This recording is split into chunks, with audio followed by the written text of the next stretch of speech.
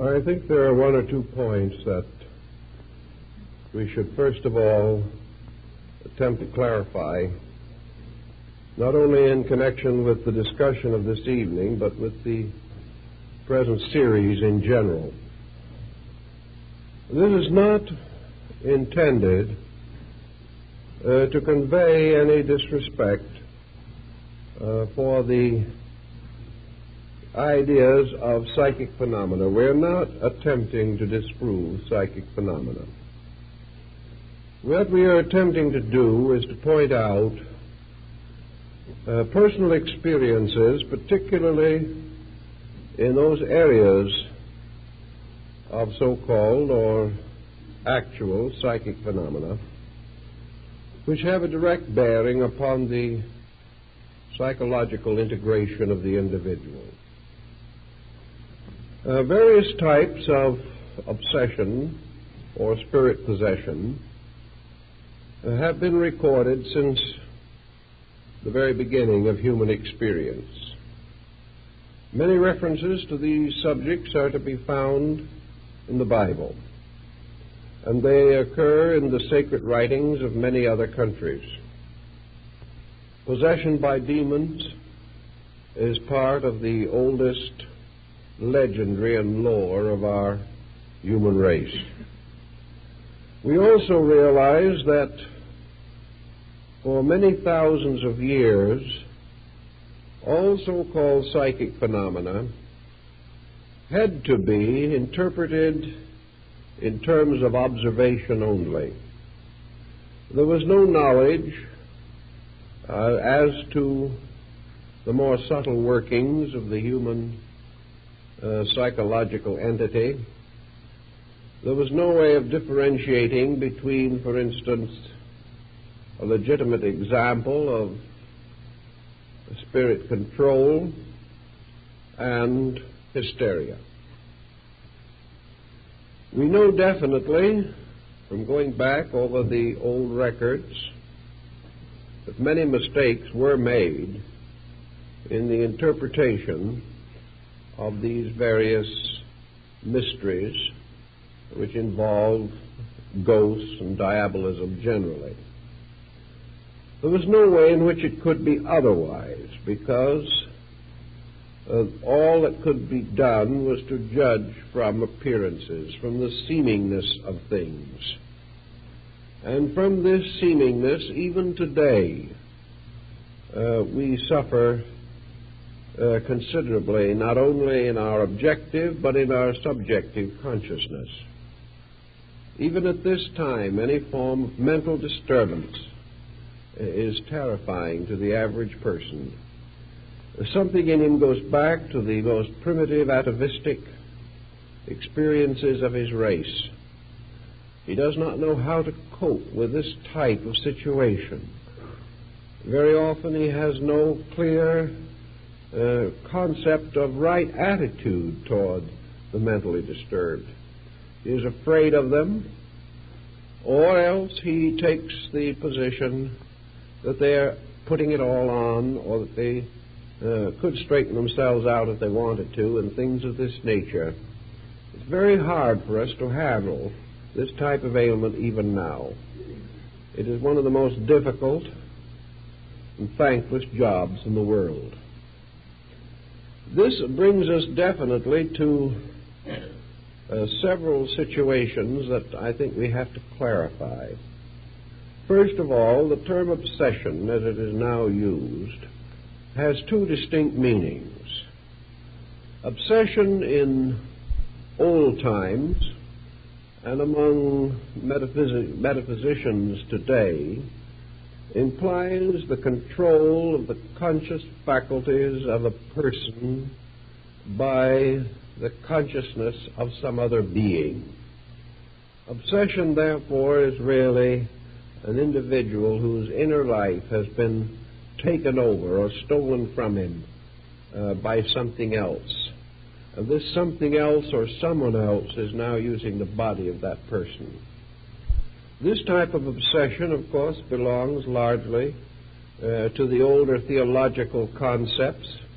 It was believed in for thousands of years, before any modern psychological theory was available, and various exorcisms to drive out these obsessing or possessing spirits are recorded in all the religious literature of mankind.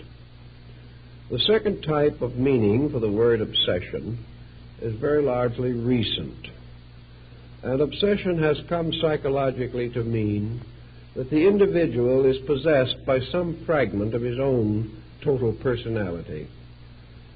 By obsession is meant an extraordinary fixation of some kind. Therefore, we say that a person is obsessed by an idea, that he is possessed by a notion.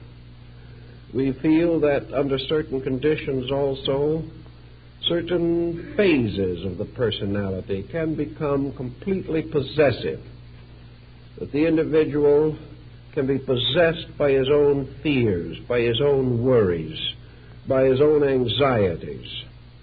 And the moment the person loses control of his total personality, and some other part of that personality usurps power, we are inclined to think of it as obsession.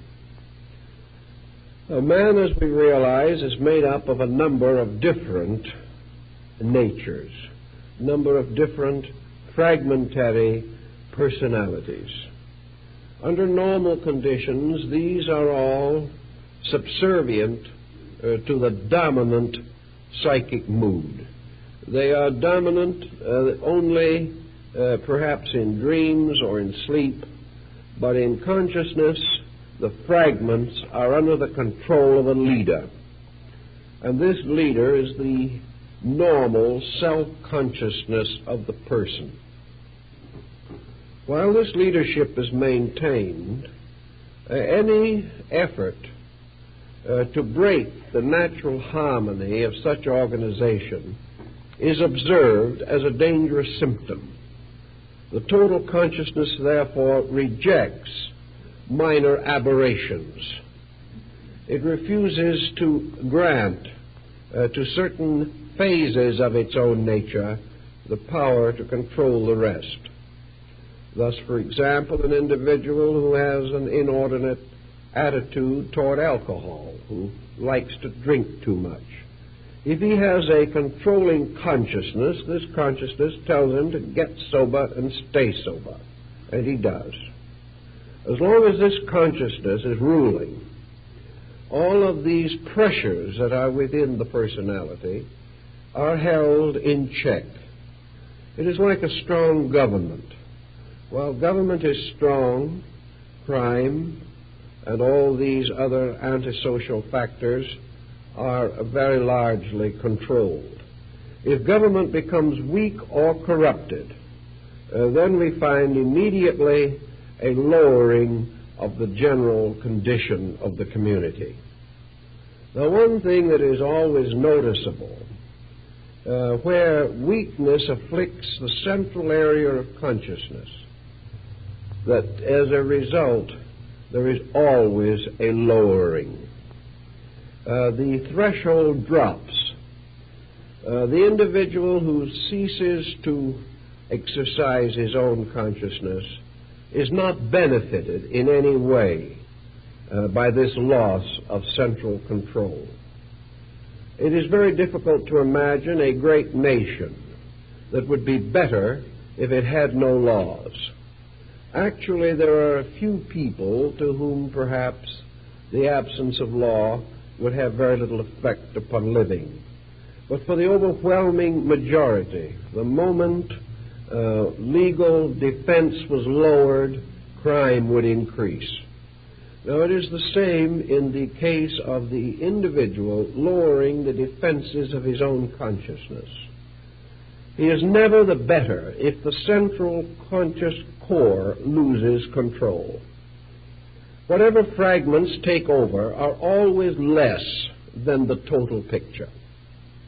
Therefore, we find almost no indication that possession or obsession or control of any kind, whether considered psychically or psychologically, that such control contributes a great deal to the improvement of the person. Usually something is weakened.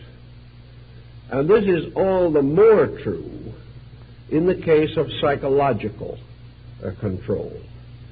Now, the old religions of the world have pointed out that there have been legitimate instances in which a comparatively humble person has been overshadowed by a great spiritual being. That for one reason or another, the individual has come to be possessed by a sacred or Holy Spirit. That a Holy Spirit has descended upon them, as the mysterious Spirit that descended upon the apostles at Pentecost. Obviously, we would not expect a divine Spirit descending upon an individual to hurt them, to corrupt them, or to lead them away from the paths of righteousness and right conduct. Thus, from even the time of Aquinas and Albertus Magnus in the Middle Ages, it was customary to divide spirits into constructive and destructive. And perhaps we can formulate a very simple rule. If a person is controlled by a higher part of his own nature than normally controls him, we may then say that he has an extension of consciousness, that he has a mystical experience, that his consciousness becomes more illumined, more enlightened, and out of the consequences of this illumination, he is dedicated to a holy life, or at least he is dedicated to some course of action superior to his condition prior to this enlightenment. Thus we can say that the mystical enlightenment of Jesus, or the enlightenment of Buddha, represented consciousness unfolding into a greater dimension. It is quite evident that from such a positive consciousness, and the Neoplatonists have given us considerable material bearing on this, that the individual is improved. Thus we have to assume that an individual who has a legitimate spiritual experience is not injured thereby. By converse circumstance, an individual who is injured by any kind of a metaphysical experience cannot regard this experience as constructive. If he is injured, then the circumstance is not good. If he is improved, then perhaps the circumstance is good. But he has to be very careful in measuring the degrees and conditions of his improvement. Improvement is not measured in a sense of self-satisfaction. Improvement is not a self-delusion due to a psychosis of some nature. The individual is not simply filled with wonderfulness and then slowly collapses. This sense of superiority, of the attainment of a greater or higher level, must always be measured in terms of a better adjusted life, that the person has a larger area of constructive, real living. He is not gradually disappearing into a phantom inhabited realm. He does not vanish into a mysterious cloud of celestials. The truly enlightened person becomes a more useful, a more reasonable, a better self-disciplined, better integrated individual, with better attitudes toward every situation that can arise in life. Therefore, we have no argument whatever with any situation which causes the person to grow. If it happens that he is perfectly convinced that this growth is due to possession by a superior entity, that is his business.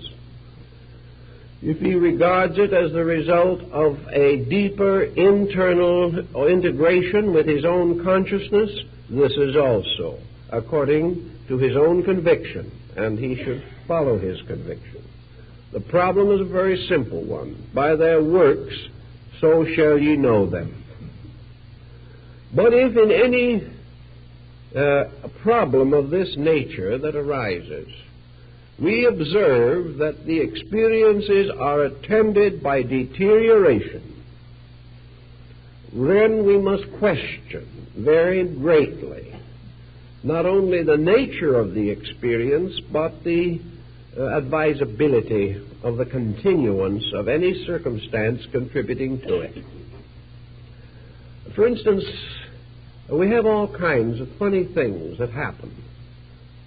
People who will come in and they'll say to me, I had the most wonderful spiritual experience a few nights ago. Will you explain it for me? Now, they're perfectly certain that if they tell me the story, I can explain it for them. And yet there's something strange about a spiritual experience which in no way helps the individual to explain it himself. Here is something that is to him a proof of enlargement of consciousness. But the enlargement of consciousness doesn't tell him anything about the meaning of what has happened to him. So we must check this one aside as being, at least shall we say, doubtful. There is something unrealistic about it. The individual who becomes more and more spiritual without any increase in wisdom or insight, it's a little dangerous situation. It's something that we have to think about very carefully. Now, in the beginning, these situations perhaps are extremely borderline. But I'm reaching the place in life now where I have followed these various situations over periods of years. I have been able to see them work out in hundreds of cases.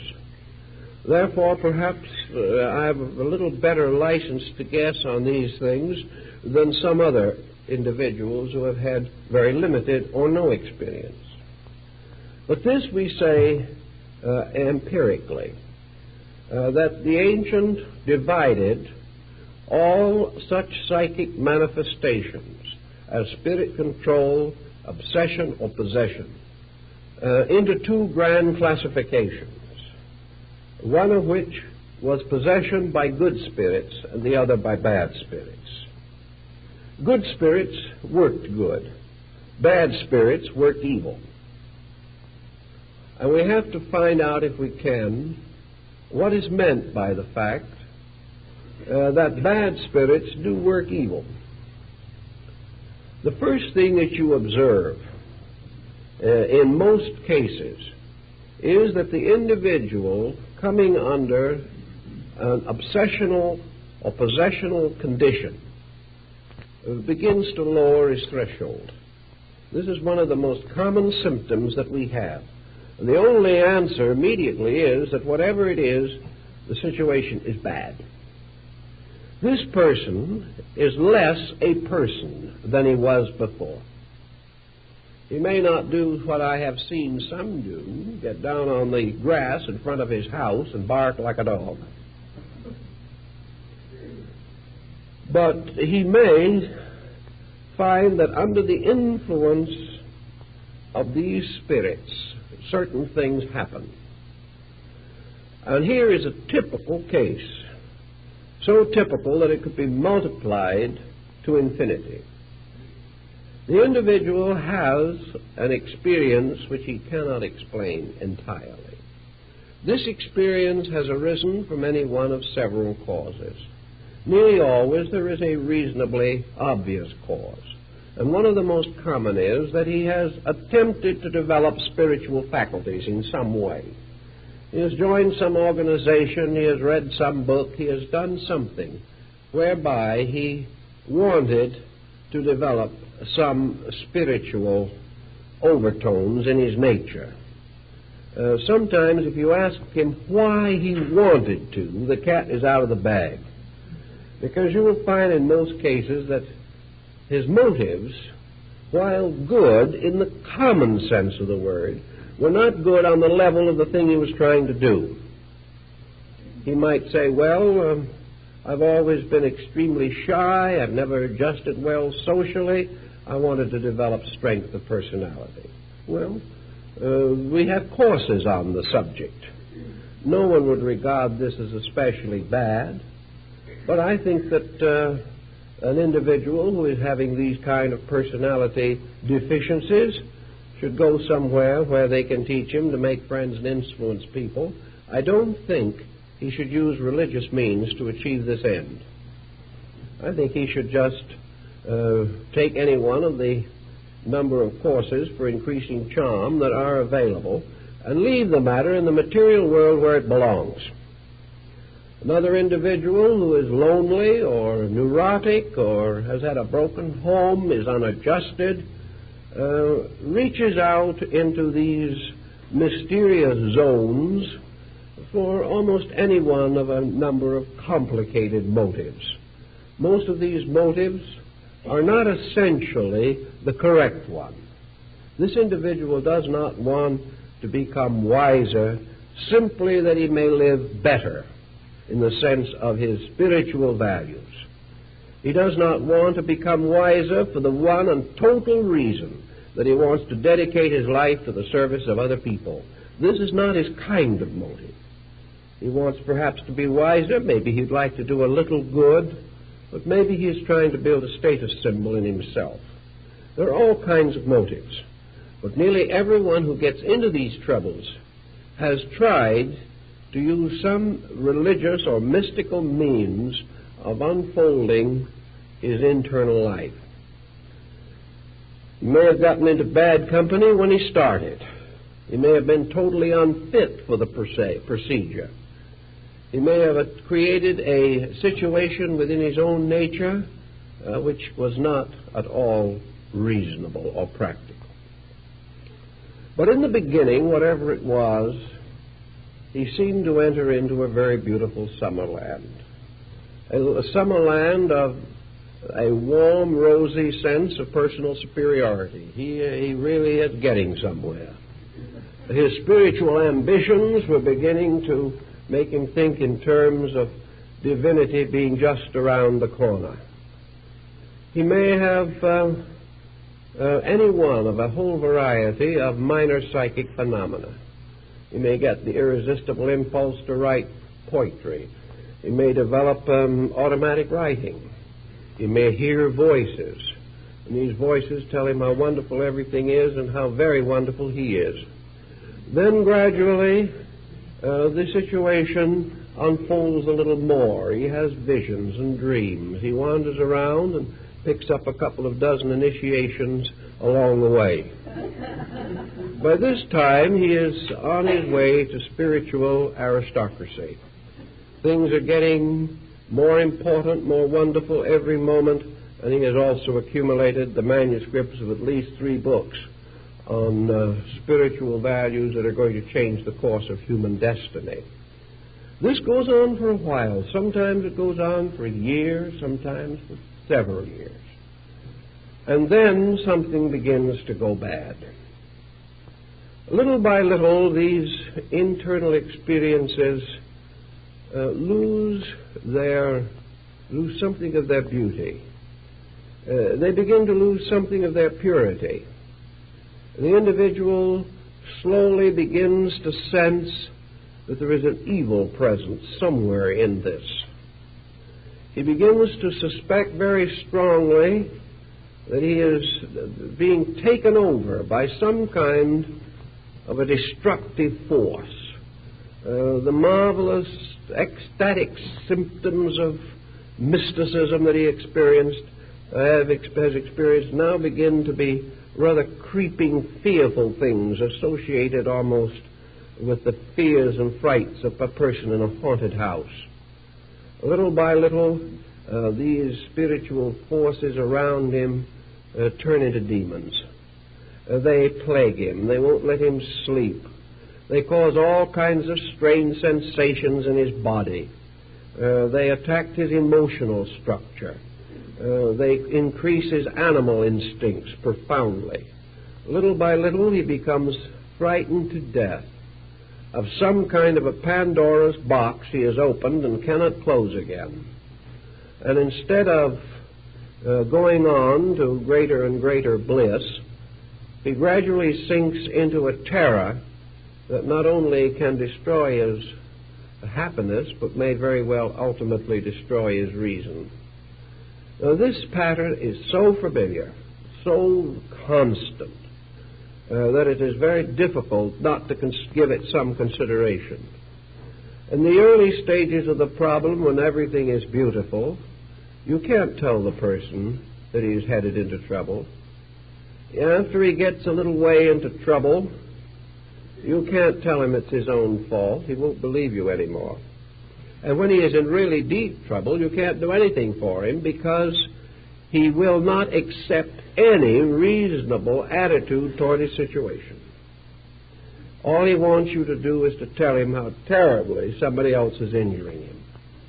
Now, in this procedure also, the individual, gradually sensing a rising tide of evil around him, who begins to sense these negative forces creeping in, whose sleep is disturbed, who has this sense of the presence of hatred and hateful things, begins to try to explain it. Who is trying to hurt him? Well, at this stage of the game, he can hit on almost anyone. Sometimes these people turn on their very nearest and dearest friends, accusing them of every kind of psychic malpractice. Sometimes they turn upon religious leaders, whom they regard as being responsible for their condition. Very often they turn upon any individual who has a mysterious look or who has perhaps in some way seemed to be distantly related to the situation. From that time on, this strange injury becomes a problem of psychic malpractice. The individual suffering from the situation can only think of one answer. Someone is attempting to destroy him. And as it goes on and on and on, he gains greater fear of this destroying thing. And because of its gradual inroad upon his own consciousness and integration, he loses by degrees any power to resist it. He loses any way to solve this problem. And if by some chance he might be the victim of some person who is sending evil thoughts to him, he is sure that these evil thoughts are arriving. In most cases that I have known, people who are supposed to send evil thoughts haven't got enough energy in them to send anything, and no skill with which to direct anything they did send. But to someone who is being hurt, each of these other weaklings, these persons who have no real knowledge of anything, take on the appearance of Svengalis. Each one is endowed or imbued with tremendous black and evil forces. Before it's over, the person is simply fighting back in the ghost world of Central Africa or something of that nature. He's back in the jungle of the witch doctor and the juju man, a jungle of Bhutan, as it is called in the West Indies, a jungle of sorcery and witchcraft that seems strangely and mysteriously out of place in the 20th century world in which we live. But to those who suffer, this is nothing funny. Their own problem is an extremely serious and difficult one. And they are gradually bringing themselves into a situation of mind and emotion in which they are going to fight desperately against help. And as it becomes more and more obvious the situation that they are in, they become more and more like the truly mentally sick, who will accuse everyone who tries to help them of wanting to hurt them more. It is a very discouraging, confusing, difficult situation. It is because of this type of thing, which I have seen repeated so frequently, that I am slow to advise anyone to lift this lid of the Pandora's box. There seems to be very little that can come out of the box that is worth the danger associated with it. Individuals who have dabbled with these subjects have become founders of organizations and leaders of movements, and they have developed followings, and their followings are getting into trouble all the time. No one seems to know what the real facts are. Everyone is sure that they are living in a world of vampires and warlocks. They believe definitely in werewolves and werebats. And there is nothing in these legends of Dracula that they have not experienced in some way. Now, this isn't really a very happy state of affairs. It seems so desperately unnecessary. It would seem as though something within the individual should pick him out of this dilemma at an early date. Why he does not pick himself out of it perhaps is best understood when we analyze problems involving alcoholism and narcotic addiction. There comes a time in both of these when dependency upon an abnormal situation becomes so great that the individual no longer even struggles to restore normalcy. Also, if you have had many years of this type of situation, it is very hard to face it. It is hard to face the fact that you have deceived yourself or you have been deceived by others for perhaps the best part of a lifetime. People cannot face these emergencies, and especially when the entire emotional nature has already been seriously damaged by attitudes that were not right or not constructive. I doubt very much if psychology as we know it today can do very much for what might be termed advanced cases of this difficulty. Once the individual reaches an advanced stage, he fights all help, because the only thing he wants to prove is that he is right. He does not want to get well. He wants to prove that he is suffering because he has been terribly hurt, injured, or afflicted. It is far more important for him to be able to prove the presence of a demon than it is to get rid of the demon. It's hard to believe this, but there are so many people who just have to be right. And they would rather die than admit that they are not right. And in this area, if you will not admit that you are not right, you're very apt to die. And so in time, these cases disappear and others take their place, but the old mystery goes on. And while the area is comparatively limited, the difficulties within it can be extremely terrifying to those who are picked up in some such a situation. The only answers that we know or have for these problems are rather simple, and yet in many instances they are adequate. The first problem you have to find is some way of convincing the person in trouble that a trained outsider who knows this field and knows the situations thoroughly is more likely to be right than they are. Now, this is hard to do. One way upon which some have succeeded was by charging $50 an interview. Somehow we feel an individual must be terribly right if we have to pay him $50. We listen to him then. Even we don't agree with him, we listen to him, because it's costing us money. Well, this is one way in which sometimes you can create an attitude of respect. It isn't the best, but it's sometimes the only one there is. You cannot help these people unless you can, in some way, convince them that you know more about their problem than they do. Most of them will declare that this is impossible because they are living with the problem. Yet in many areas we know that there are patterns and plans of things which can be grasped or understood better by an outsider than a person who is involved in the situation. This is sometimes true of marriage counseling, where a third person can be very much more effective than the two who are deeply involved, either romantically or in controversy.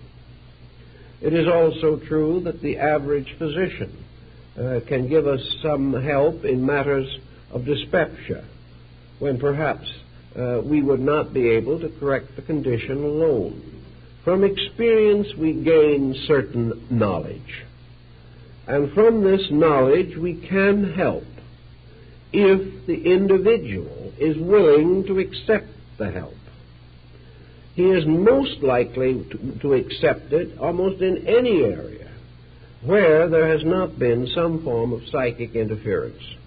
But where the psychic nature is disturbed, the individual is very slow and reluctant to accept help unless it is what he expects and wants.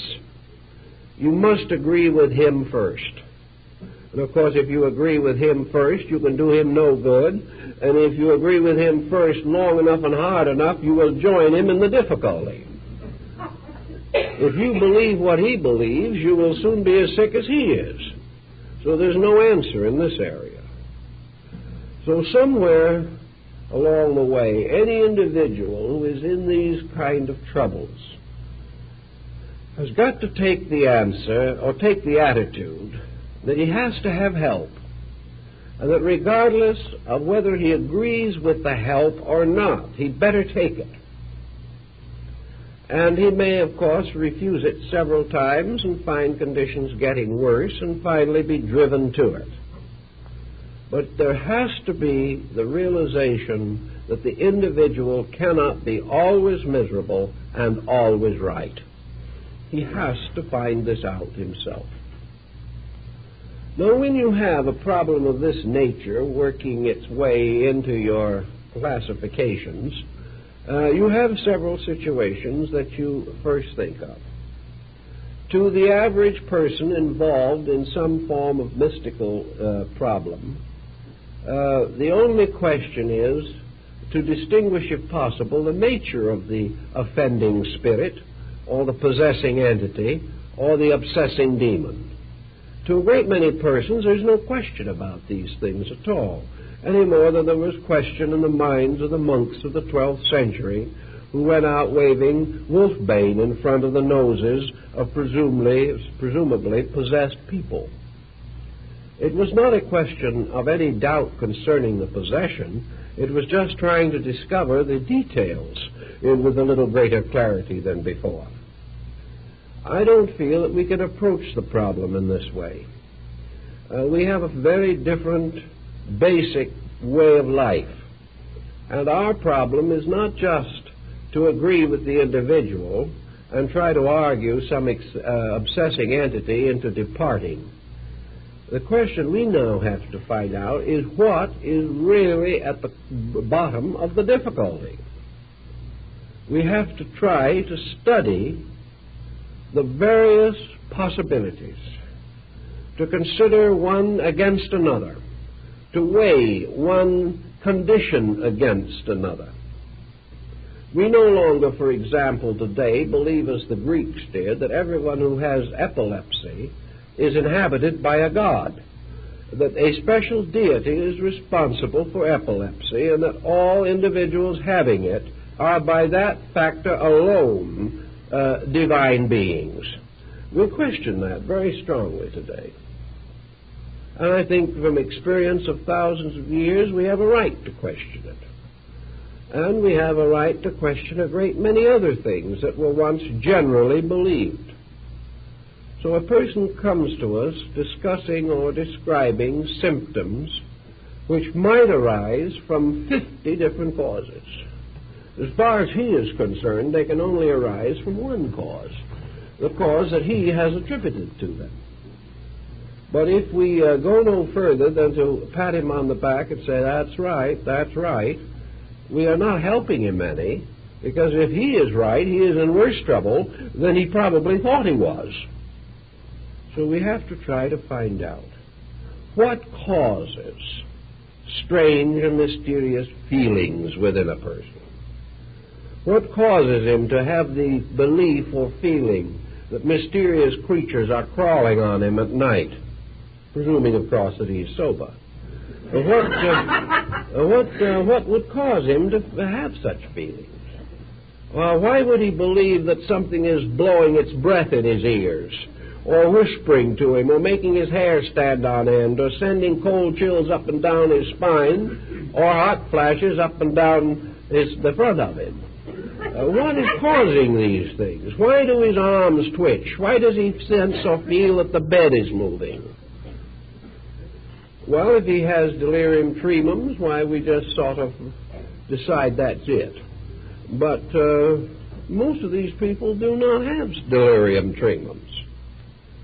So they say we hear voices, we see things, we see lights dancing in front of us, we see ghostly shadows standing around, we think or do hear tappings on tables. Our cat looks at us with a very bleary look, as though it is seeing a great many things that we cannot see, puts its tail between its legs and runs away. We have the sense of people being around. We hear voices constantly chattering at us. We smell strange odors, all the way from fragrancy to the most abominable smells. The house seems to shake. We've lost all our friends. The situation is well out of hand. Now, what is the cause of it? Well, we can get advice in a number of ways. But I think the problem that we have to determine very definitely is what are the most likely, reasonable explanations. Not what is the most fantastic one. Not what is the one that will permit us to keep all of our previous beliefs and go on having these miseries. But what is it that would help us to find out what is wrong and what can we do about it? So usually when an individual comes in with a situation of this type, we recommend a complete physical checkup. It is so prosaic that they look at us with the deepest sense of, we would say, almost repugnance. They didn't believe anyone could be stupid enough to make that suggestion. But it pays off in a great many cases. We find that these symptoms are present in various combinations in a great many physical ailments. These symptoms also sometimes announce the inroads of sickness. If the symptoms are quickly caught, the individual makes a good recovery. If physical symptoms are mistaken for spiritual symptoms and the individual tries to combat them by mental means year after year, he is liable to wake up someday in too advanced a case of physical sickness to hope for a recovery. So let us be very simple about these things and very direct. I have known cases of very complicated metaphysical symptoms that with a literal interpretation could mean almost anything, that were finally traced to high blood pressure. And when the blood pressure was corrected, the symptoms ceased. Now, a legitimate spiritual entity does not depart because the blood pressure is normal. Therefore, we have every reason to assume that any treatment that removes the symptoms permanently without addiction to any drug or medication must have come fairly close to the cause. We also find that a great many of these symptoms arise from compound stress pressures. We find that individuals do not always have the same kind of battle fatigue in this world. what we used to call a nervous breakdown can arise from any number of different causes. It can arise from any stress that reaches a condition when it becomes unendurable. And each person has a different breaking point. Now, some individuals, when they have a truly nervous breakdown, simply have a general dislocation, we might say, of the sympathetic nervous system. They simply become nervously uncoordinated. They cannot stand strain. They develop symptoms of hysteria. They are unable to work. They have to have a rest, and they have to allow the nervous system to recuperate. An ordinary, old-fashioned, well-developed nervous breakdown, while it isn't an ailment at all, is simply fatigue. It is something that has worn us down. Now you say to an individual, is there any possibility that your ailment is a fatigue ailment? Are you suffering from nervous exhaustion? The individual will say, of course not. I haven't done anything to cause a nervous exhaustion. And so you press back into the life a little bit and you find 3 unhappy marriages. That's just as likely to cause nervous exhaustion as a 16-hour day for 10 years under the most heavy mental responsibility. The individual is unhappy. The individual is unadjusted, neurotic, lonely. The individual is hypersensitive, have gradually driven away their friends. Sometimes they're simply antisocial. They can't get along at all in the world in which they live. They have nothing but criticism for every law, every country, and every official in the nation. These criticisms may be in many instances well-founded, but no individual can afford to live with them himself, because his constant criticizing attitude will destroy him. So after we get all through, we find that the person has been giving himself some kind of a psychic beating for half a lifetime. And this beating may be fear, it may be worry, it may be self-pity, it may be living with the realization or remembrance of ungrateful children, it may be fear of some physical ailment or infirmity, it may be a tragedy in marriage, it may be a continuing failure in business, or ungrateful children, or anything you want to have.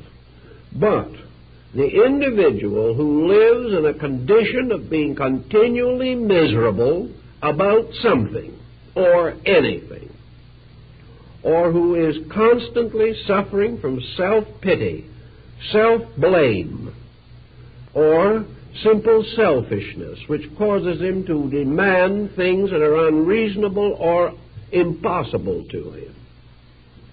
Any person who lives with this long enough can go to pieces.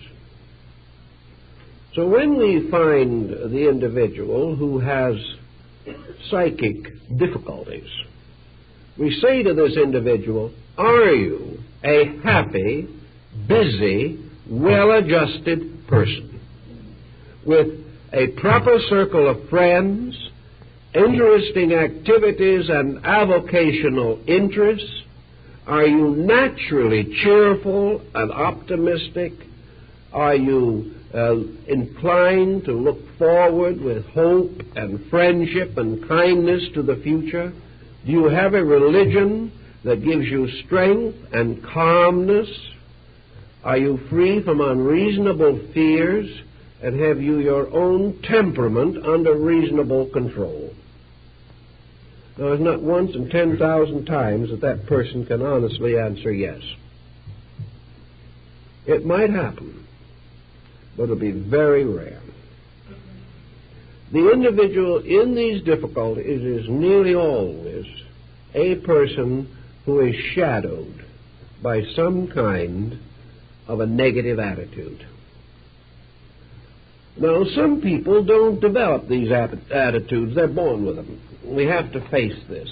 And this perhaps has a bearing upon their problem, because having been born this way, they do not know they are different. I have seen children born into this world, and I've known the children when they were young, and I've now seen these children grow up and go out into business and have their own children. And I'm always very worried when I see a small child who has a certain kind of a gray heaviness on their features. It's a very strange look. It's a look that you can sometimes notice quite clearly on a 6-month-old child. It is a kind of, broodingness, a kind of sulkingness, a look in which the face and the eyes seem to be strangely shadowed, not by any color that you can really see, but as though the sun was under a cloud when it was shining on them. A kind of strange, heavy look. 9 times out of 10, these children will grow up to be extremely unadjusted people. They will fight their way through childhood. They will never be happy, no matter what you do for them. They will never be appreciative, no matter what you give them. They will misinterpret everything that you try to do or say. They will resent punishment even when it is needed. They will escape from discipline by every subterfuge imaginable. And usually, in an effort to get their own way, they develop early in life the habit of the tantrum. The tantrum being this emotional outburst, which is at first a theatrical production on the part of the child simply to discomfort the parent and to get its own way, because the parent just doesn't want to live through this type of thing. And if the child gets away with it a few times, the tantrum becomes the basis of hysteria. And from that time on, in every emergency of life, the individual will slip into an hysterical condition. As time goes on, this hysteria closes in.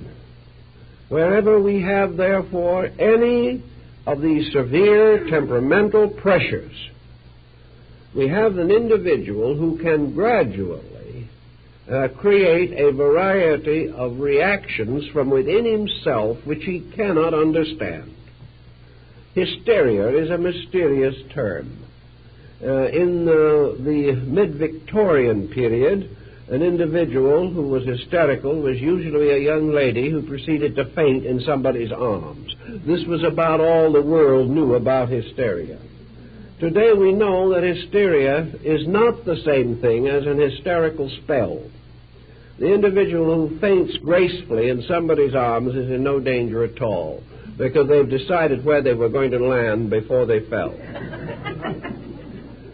The problem today is the hysteria that breaks through, often a rather strong, perhaps overly disciplined personality. And breaking through may assume a group of different phenomenal aspects. We have hysterical blindness, in which the individual is factually and actually blind, but there is nothing wrong with their eyes. We have an hysterical diabetes, in which blood sugar will run very high to a dangerous point and can be fatal, but the individual does not actually have diabetes. We can have hysterical deafness, and people have had it for 20 years. We can have hysterical paralysis, in which the individual can be held to a wheelchair for half a lifetime. And occasionally we have these so-called recorded miracles, in which a person apparently suffering from some one of these incurable ailments, which cannot be otherwise diagnosed by even the average specialist in the field, has what might be termed a miraculous recovery. He miraculously got over something he never had. But hysteria gave him all of the symptoms of that ailment. Now, if hysteria can cause you to be palsied for 20 years, or can prevent you from being able to get out of a wheelchair for half a lifetime. We realize that hysteria can not only affect the physical body, but the entire psychic integration. The individual under hysteria may have practically any type of delusion. The individual under hysteria can hypnotize himself. And under autohypnosis, you can see and hear and talk to things which have been created out of your own mind, just as certainly as under a professional hypnotist, you can assume that the living room rug is a river and take off your shoes and socks and try to wade across it. You can have visual phenomena. And to the average person, that which he sees has to be true. That is part of his philosophy of life. Therefore, when this type of thing takes on some psychical overtone, it never occurs to him to doubt it. You cannot tell him that he didn't see the ghost, because he did see it. And all the effort in the world to try to convince him of the real facts are meaningless, because he is making a basic mistake. He is forgetting the power of his own consciousness to force visualization. He is forgetting the fact that by the process of autohypnosis, he can see anything that he demands to see. He can hear anything. He can just as easily perform a ream of automatic writing. He can, by autohypnosis, produce any kind of auditory phenomena. He can also hear all kinds of voices, and he can create by this autohypnosis a continuing condition in which, by restating the hypnosis, just as in ordinary examples, he can continue to perpetuate the same general type of experiences over a lifetime. Now, why should he want to? He doesn't. Autohypnosis in this case is nothing but the gradual building up of an attitude until it takes over dominion of the life. The individual is therefore now psychologically obsessed. He is obsessed by a belief. He is obsessed by, for instance, by a common situation that we hear frequently referred to. The individual says, "I've always been unhappy. It seems as though everything I ever tried to do went wrong." This is a good start for an obsession, because the individual, by continuing to repeat this, will gradually create a condition in which he will reduce the probabilities of anything good happening to him, and will in time, if the condition continues to close around him, create morbid fatalities and tragedies which will take on miraculous or metaphysical implications. He will finally really believe that some evil spirit is persecuting him. So we come back to the original problem. Is the person who is in trouble a really well-integrated person in himself? If he isn't, this is one of his difficulties. The next problem that frequently presents itself is a religious one. What is the religious conviction of the individual who gets into these difficulties? The answer usually has to be one of two. First, that the individual belongs to some religious movement that believes in this, that believes that these demons are going to be possible, and has threatened, perhaps, the sufferer with some penalty for disobedience, and the sufferer, having the sense of guilt within himself, has thereby regarded it necessary for him to accept the punishment. The second type of person most likely to be in trouble is the one religiously bewildered, who has no firm foundations, who has no clear concept of religious values, and has really no interest in trying to understand the basic philosophies of life upon which a strong, well-oriented character can be built. We do not find many good students of philosophy and related matters in this kind of trouble. We find people who have not thought too clearly, and therefore to whom anything may be true. If they have been deeply thoughtful and have put the universe in order under a pattern of laws, they have then immediately asked themselves, what have I done that is wrong when I get into trouble? But where they're not so well integrated, their first question is, who is hurting me when I don't deserve it? So the problem of trying to understand whether we deserve certain experiences or not comes under the philosophical aspect of the problem.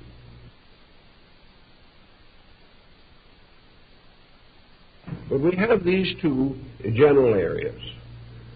The third situation that sometimes has to be taken into very definite consideration is a present continuing adversity by which the individual has reached a point of internal despair. If the individual is living in a factual situation for which there is no apparent remedy, if he is bound to conditions which are hopeless, if he senses or sees no probability of future improvement, if life to him means only the continuance of a situation in which life is not worth living, then this individual begins to seek desperate methods of escape. And this desperate escape mechanism may cause him to develop unreasonable, negative fears, because his own nature is basically fear-ridden. Now, when we come to the next pattern of the situation, we go into other things that might have some effect upon the person's life as a psychic entity. Man is very much the product of his own nutrition, just as surely as his mental life is the result. So his physical life, which includes the manifestation of his mental and emotional patterns, may very well be heavily influenced by the way it is fed. I think there is no doubt in the world that the unusual increase in various forms of psychic and psychological difficulties can be in part at least attributed to the excessive abuse of medications and a definite failure of right nutritional patterns. If the individual is improperly nourished, he is uncomfortable, and discomfort is the beginning of misery, and misery spreads. The individual who is physically uncomfortable or is physically without adequate supporting energy is a natural possibility for psychic depression. If his energies do not maintain him, if he doesn't get up in the morning feeling like facing the day with a good hope, if he has to crawl around hour after hour half dead, it is very easy for him to fall into negative mental and emotional patterns. If this goes on long enough and he has recourse to stimulants to get a day's work done, he is on his way to further trouble. Therefore, I have observed that in a great many cases, people suffering from various psychic and psychological disturbances are suffering from malnutrition or from various faulty types of nutrition. We have to realize that in order to maintain the relationship between the mental, emotional structure and the physical nervous system, the machinery has to be in reasonable functioning order. If you have a beautiful television set and a bad tube in it, the pattern, the program will never come through distinctly. you will have distortion. And these problems that we are concerned with are distortions. They are something that is not coming through correctly. So we must begin to take consideration of these possibilities. There are all kinds of circumstances that can lead to an upset in the biochemical balance of the human body. If this is badly unbalanced, we will have mental and emotional symptoms as inevitable results. One problem that we can have, for example, is through over-medication, that we have unbalanced the natural aptitudes and functions of the organs or the various chemical processes of the body. We can open ourselves to one kind of sickness while taking medications against another. We also know that we are all subject to adulterated foods and various substitutions within our food patterns. We know that we are not able to be sure that poisonous materials are not present in at least small degrees in many food products as preservatives, and that gradually we may be undermining our health in the vain process of trying to keep alive. Now, probably the system will handle a certain amount of this abuse with fair ease. And if the nature is otherwise well integrated, the person may have an occasional spell of low vitality, but he'll snap out of it.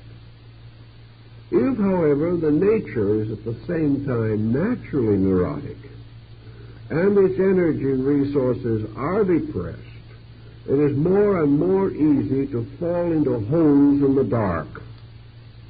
And these holes in the dark nearly always develop some kind of psychosomatic symbols.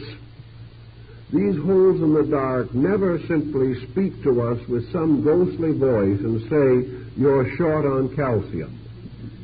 We never get this kind of a situation. What we have is the same hollow voice warning us that some neighbor of ours is working witchcraft on us. Our minds never seem to run to the subjective statement of reasonable things. They always get a little strange when they don't feel good. And this danger is so common in symptomology that any physician knows all about it and has encountered it countless times. In cases where proper remedies cleared it up and there could be no correction, no doubt as to the correctness of his diagnosis. So we have this type of thing to consider. We have the problem of exercise, the proper maintenance of the body. We have the problem of carbon monoxide, of various sterilizers in the water system of a city. We have every type of thing you can think of, fighting with our health and our survival. Not necessarily killing us, that would be rather too simple. Rather letting us suffer for a long time, in a state of being about 2/3 alive and 1/3 dead. Now, the 1/3 that is dead, however, will never lie down. That 1/3 will haunt the other 2/3 as long as we live. And then when we get a little further along in this problem, I've noticed a number of other problems that have come along that are interesting. Just as surely as we have physical allergies, we have psychic allergy. Some individuals cannot wear wool without breaking out as though they had strawberry rash. Another individual cannot stand a certain type of house paint. He breaks out with a rash that looks as though he had been rolling around in a bed of poison ivy. All kinds of allergies arise in the personal life. Now, we all also have psychic allergies. all of us have certain things which psychically or psychologically we particularly resent. When we get too close to these things or they move in upon us, we promptly get sick. We rebel against them. And just as certain types of poison can cause convulsion, so we can have a very definite psychic convulsion if we are exposed long enough to certain psychic pressures. Which pressures they are in each individual we can only learn as we learn what allergies may be from a great deal of testing. But it is perfectly possible for an individual, otherwise quite happy and contented, to have powerful psychic antipathies to people, powerful psychic affinities to undesirable circumstances or characteristics, or to be in a position or condition to be made sick by the repetition of an event. All this type of thing may have its bearing on the psychic integration of the person. We could go on to a great many other different problems. For instance, defect in hearing, or defect in vision, or the injury to any of the sensory perceptions, or a basic permanent injury to some part of the nervous system, or an old chronic accident. These can all give trouble. Then there's another thing that can give so much trouble that we almost think that it represents one of the primary curses of the human race, and that is poor elimination. Poor elimination is responsible for more pseudo-yogi experiences than any single cause. The individual becomes so toxic that he is not sure whether he's heading for perdition or nirvana. He can have everything that would normally be associated with narcotic or alcoholic intoxication. And neither the narcotic addict nor the alcoholic very often sees anything nice. He always sees hurtful, dangerous, evil things, slimy things that seem to rise from some strange lower world, not things that are beautiful and fine and noble, simply because the psychic integration will not permit him to live on a level of alcoholism and at the same time have the capacity to experience subjectively beautiful experiences. It's just not possible within the gamut of the human framework that such things should occur. Then we do have the lurking possibility, always of course, of genuine mental disease. We have the possibility that the individual is sicker than he realizes. But this, in most cases, is not essentially true. I have seen a great many cases in which the patient would certainly have been regarded as an advanced mental case by any normal mental specialist who did get himself out of his condition well, and did pull out and make an excellent recovery without medical help at all, simply because it is almost impossible today to detect the difference between a pseudo-ailment and a genuine expression of the same situation. So in most cases, I would feel that the danger of a serious mental situation does not develop unless the situation now existing has been allowed to endure for a great many years without any effort to correct it, without any willingness to impose self-discipline upon emotions or upon mental attitudes. The individual who simply takes the bit in his teeth and determines to do exactly as he pleases regardless of everything is always a potential psychotic. But where intentions have been good, where the ailments are comparatively mild, and where the difficulty, though real, is regarded with a certain amount of common sense and sincere desire to improve or correct, we do not have too much serious mental difficulty. It is most often a situation of excessive bewilderment, a condition in which the person is unable to orient his own attitudes. Another point that we do find now is that's coming a little more into prevalence, and we have to watch it, is malnutrition due to excessive dieting and diet fads. Now, while there is much to point out the importance of certain reasonable diets, unreasonable dieting likely to reduce the vitality of the individual, or making promises of providing adequate vitality, which promises are not kept when the individual takes the dosage recommended, or the person who becomes fad-ridden on the subject is very likely to lower his vitality.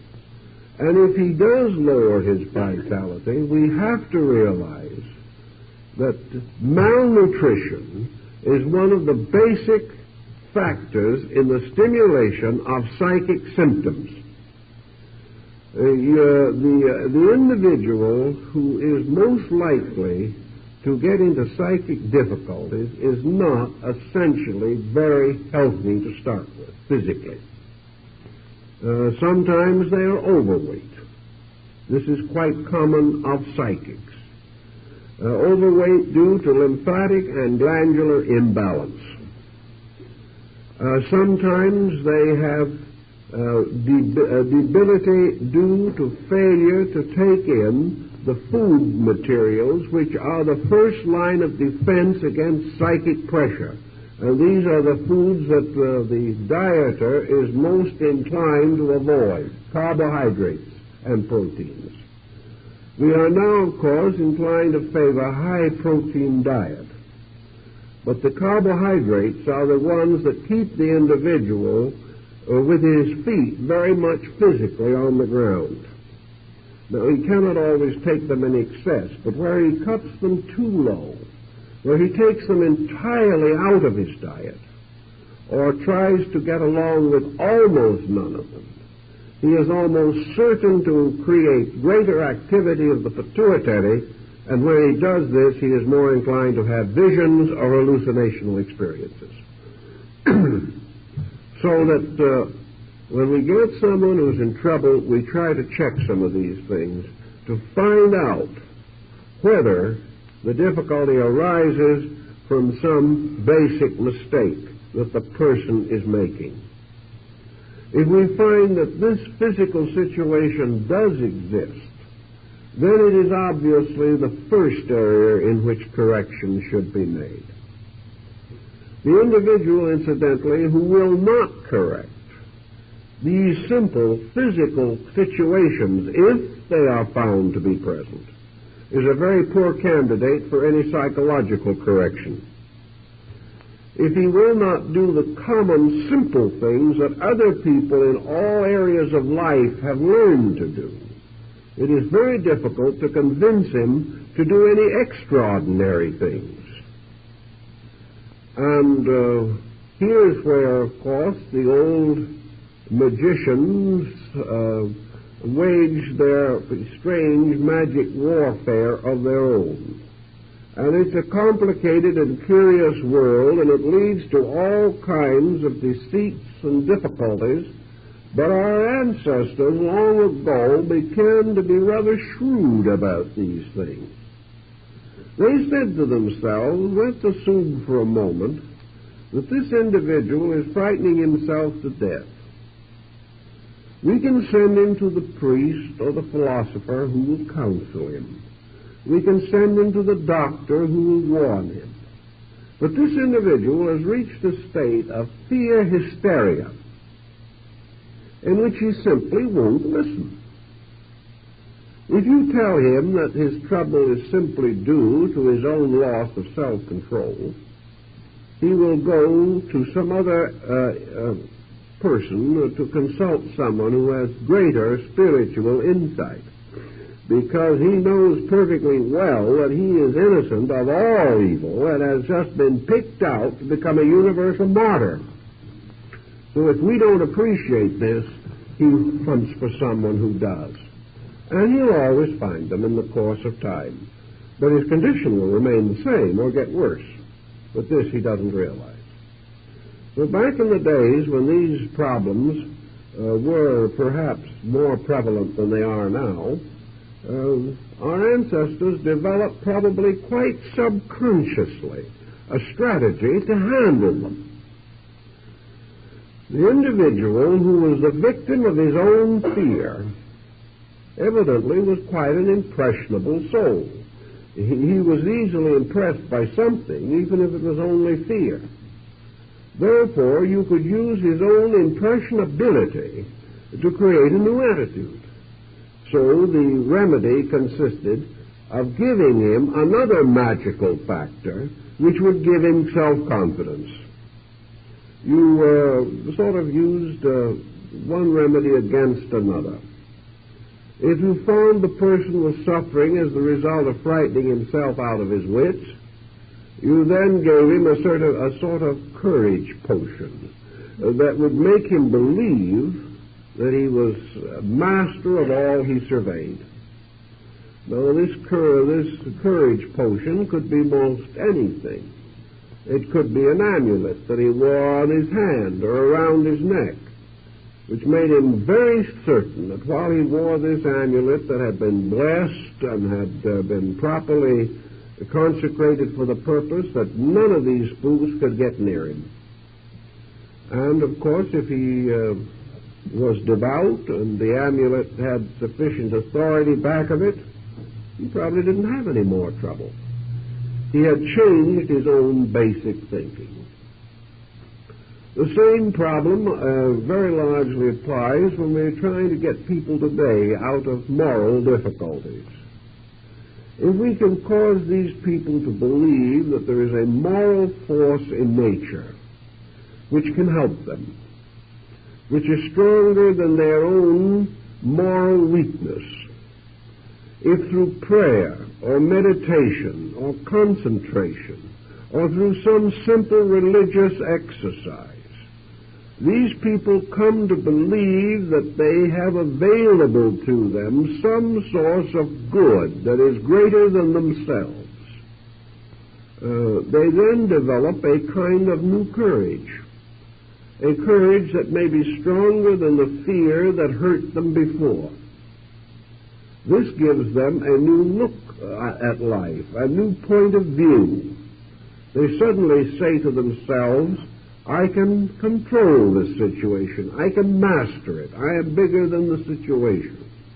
And if they will repeat that inwardly, in themselves, and come to really believe it, they can break down the counter-suggestion that is causing the trouble.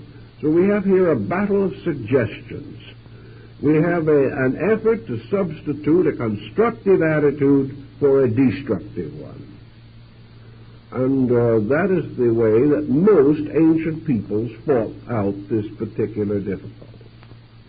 And they found that the most useful agencies in accomplishing these ends were religion, which gave the individual a faith in God, philosophy, which gave an individual a faith in truth or a faith in right, and in some attitudes or some areas, science, which gave him a faith in skill or the ability of the physician to bring about the cure. Even today, many rural doctors have found there is no medication equal to a bread pill. Today, however, they don't use bread so much. Cornstarch is the favorite in capsules. And if the capsule is large and hard to swallow, it is much more efficacious. But these people realize that, many doctors realize that the patient is frightened. Frightened not because they are really sick, but because of some strange symptom. Perhaps they have bought the old almanac and have found that They have all the ailments that are threatened in the almanac. So the doctor gives them the universal cure-all, and they feel better very, very rapidly. Of course, we also had in the old days a number of most efficacious tonics that were used by the farming people very extensively. We don't know too much about the more subtle ingredients of the tonic, but there's no doubt that the 18% alcohol was beneficial. The individual certainly was cheered by this addition to his diet, and it was possible for respectable teetotalers to use it because it was a medicine. So whatever changes these attitudes often breaks up problems. But unfortunately, we can't always depend even upon this type of situation for help. We have the person who really, or psychologically, however we want to view it, is in trouble. He is in trouble to the point that it seems as though there is no easy way out for him. He has gotten himself mixed up in a situation which neither he nor anyone else can actually wave a magic wand and bring about his recovery. Many of these people who get into difficulties as a result of organizations that they have belonged to write to the leaders of these organizations and ask for help. Usually the leaders cannot give them any, because the leader himself doesn't know what to do with this kind of problem. The member believes that the organization is to blame. Actually, the organization carries only secondary responsibility. There has to be something in the person who is in trouble that made it almost inevitable that he would be in trouble. And if he had not joined that organization, he would have joined another one. And if he had joined no organization, he would have still had a nervous breakdown from the pressures of his own personality. So the individual is really in serious trouble, but still sufficiently integrated to realize that he is in serious trouble, has to face a rather long and thorough process of rehabilitation. He has to recover just exactly as a narcotics addict has to recover. He has to do it the slow, hard way. And he should have a certain amount of directive. But if he is not willing to follow directive, there is no power in the world that can force him to do so.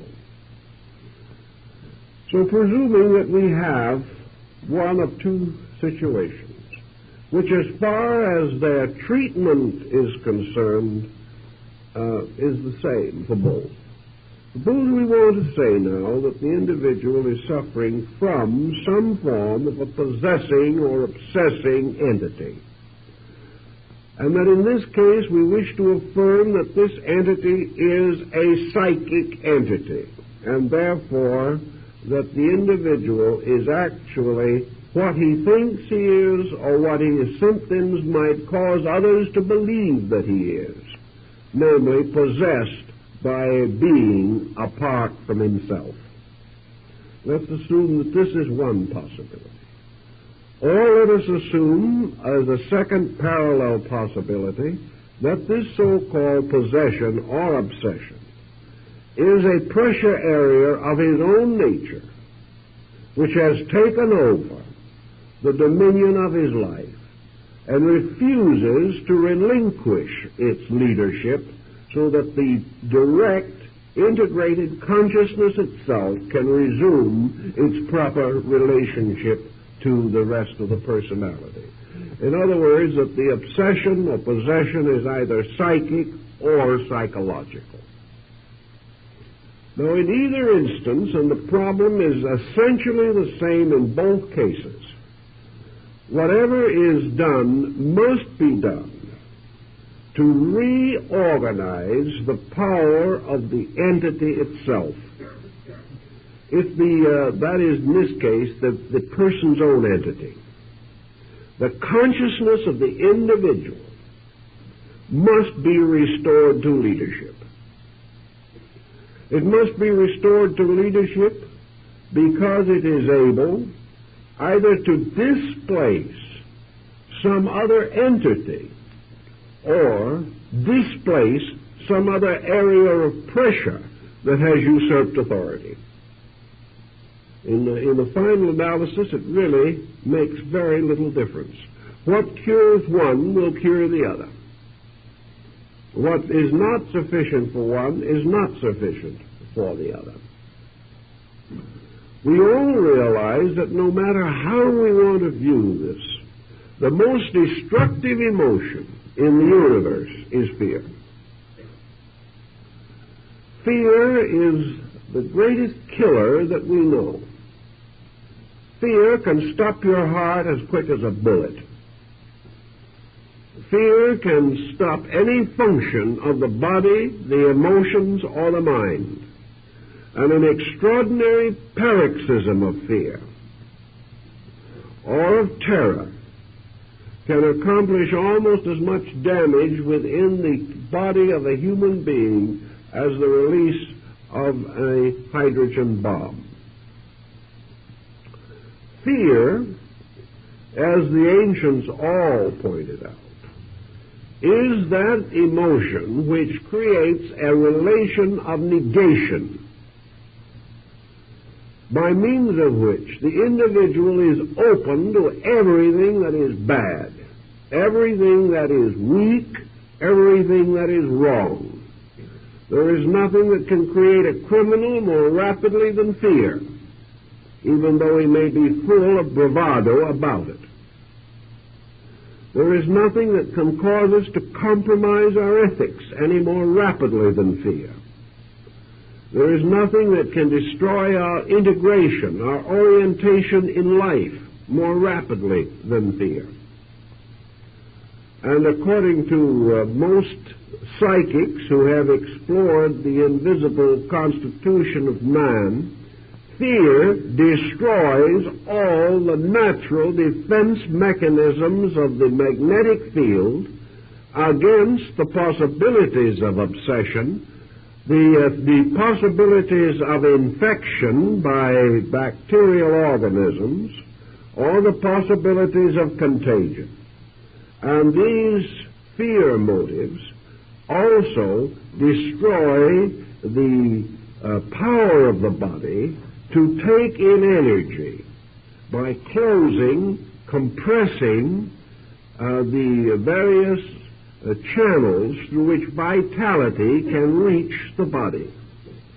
Therefore, fear completely enervates in time. It leads to all kinds of desperate actions and usually causes the individual to multiply his karma many-fold very quickly. If, therefore, a person is fearful, he becomes wide open to every negative factor of life, the universe around him, and the pressures of his own personality within him. Fear lowers his defenses and his resistances. And when anything becomes the object of fear, the individual who is frightened is defeated then and there. Consequently, fear will help to intensify any type of psychotic situation. As surely as fear is the great destroyer, as we have mentioned, faith is the universal medicine. So fear is the poison and faith is the remedy for nearly every situation that can arise. If the individual wishes to assume that he is the victim of an obsessing being of some kind, the only possible way of outwitting this situation is to remove the importance of it as a psychic factor in the integration of the person. If he will not be afraid, if he simply declines to fear, no negative factor can get very close to him. And any factor negative that is close to him can no longer achieve any particular effect. And we may assume that nothing in nature will remain indefinitely engaged in a profitless undertaking. The moment the individual ceases to be afraid, he mends the tears in his own magnetic field. Fear opens the solar plexus, and whatever mysterious negative forces we believe to exist outside of us, the solar plexus becomes the mirror of death. These forces move in through the opening of the negative areas of life. Everything that is evil is essentially negative. Everything that is destructive is negative, because negativity is destruction. Everything that tears down is negative. And everything that supports negation increases and enlarges it. A person who is negative is in trouble. But if to this negation is added jealousy, we have a double negative, and the individual is in more trouble.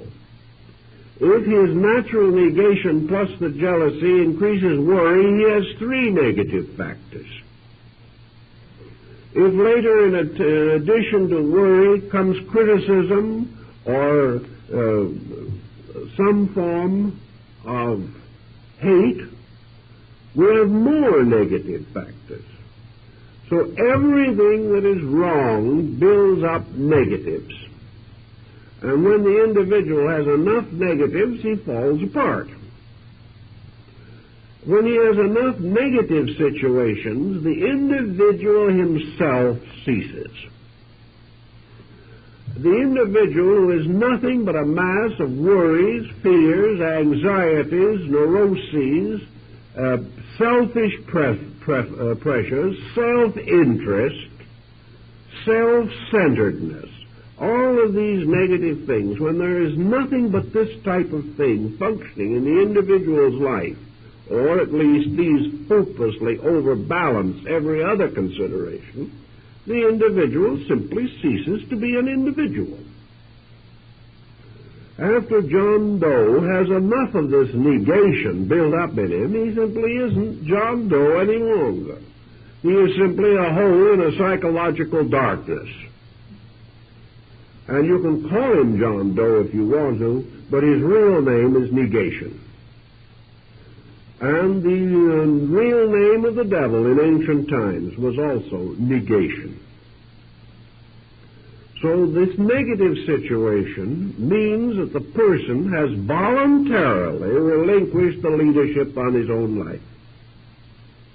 He has turned it over to his anxieties, to his doubts, to his timidities, his uncertainties, and to a large degree his natural orneriness.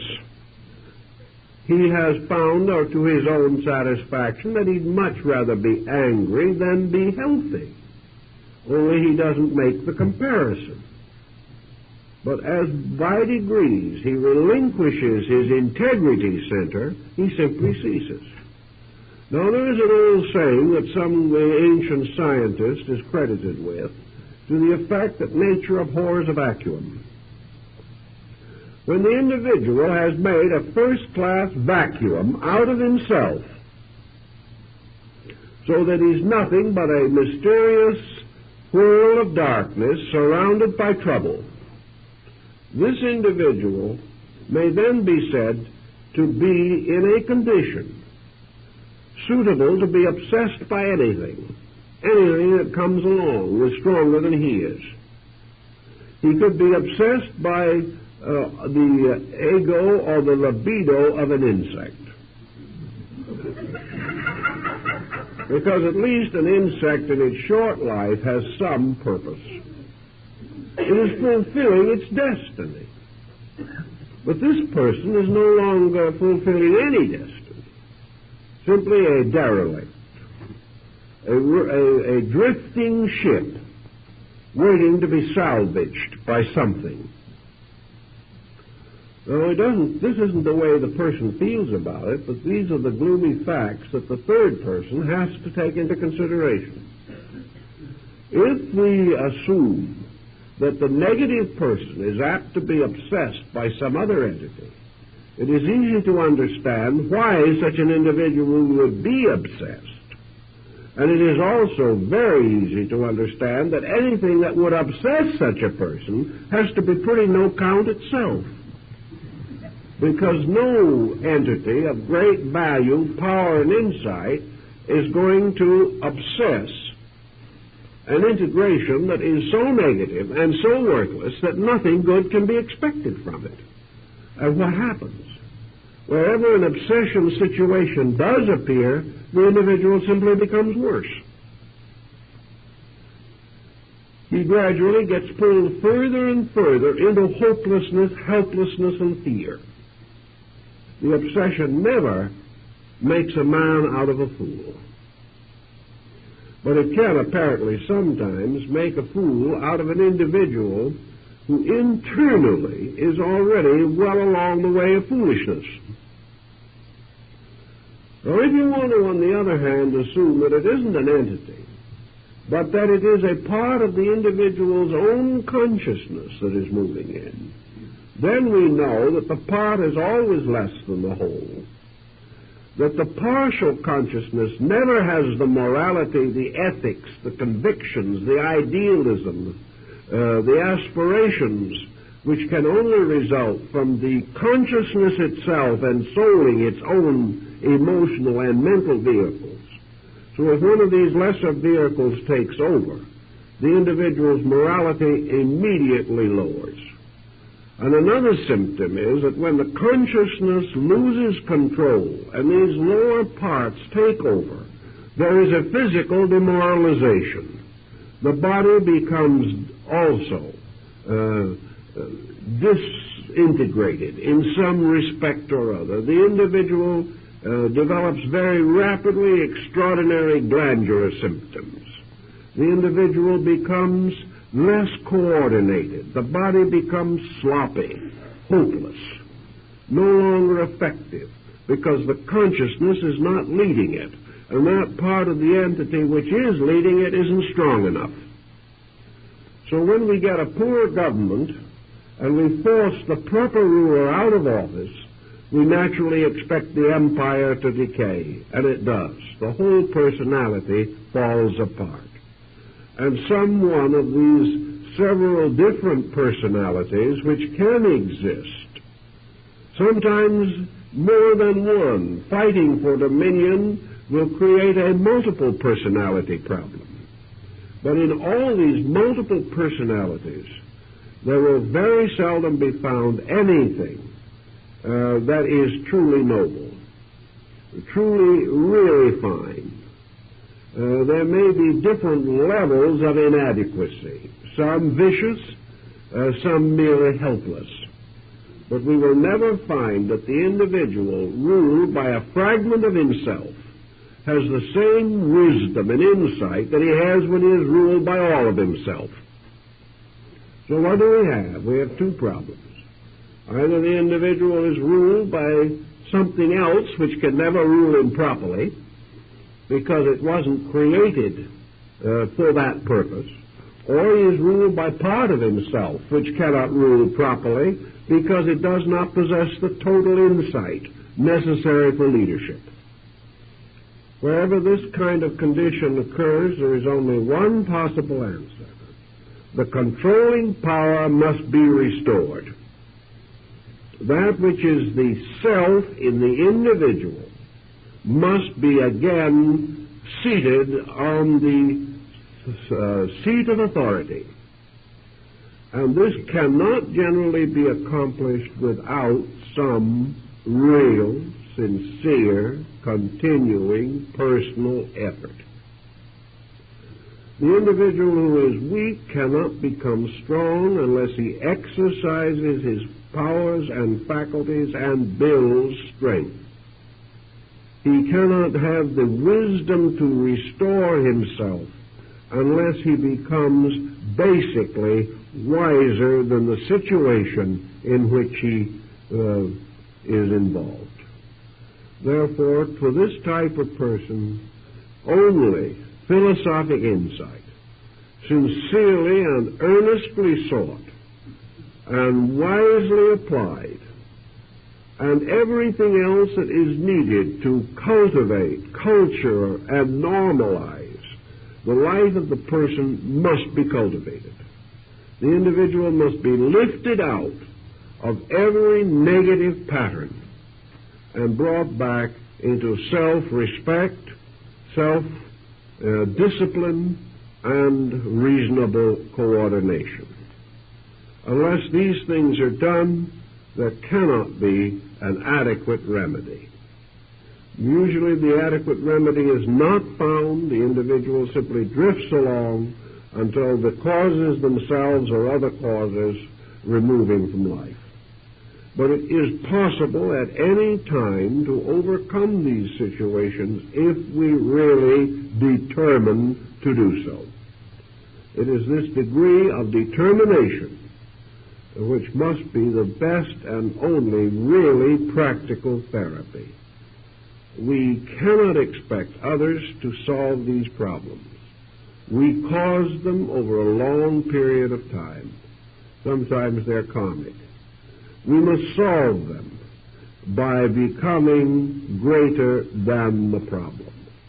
And nearly all great systems of enlightenment, of religion and philosophy, and of the higher aesthetic arts and sciences were created to assist the individual in two ways. First, assist him to maintain proper self-leadership. And second, to help him to restore proper self-leadership if it is lost. And only through the cultivation of these abilities and aptitudes can we put this fragmented personality back together again under the leadership which was intended in nature. It is only when this is done that our problem is solved. Well, our time is up, so we'll have to go into this a little more next week when we will continue some of this basic thinking. Thank you very much.